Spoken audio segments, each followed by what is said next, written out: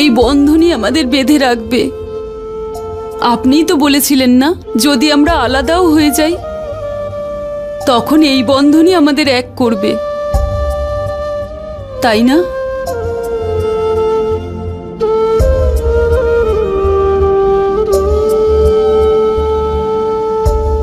অনুমতি দিন। এই সিদ্ধান্তটা তোমার, আর আমার কাছে অনুমতি চাইছো? সিদ্ধান্ত একজন নারী নিয়েছে, অনুমতি একজন স্ত্রী চাইছে। এই সিদ্ধান্ত আমি এই সমাজকে একটা নতুন আলো দেখানোর জন্য নিয়েছি।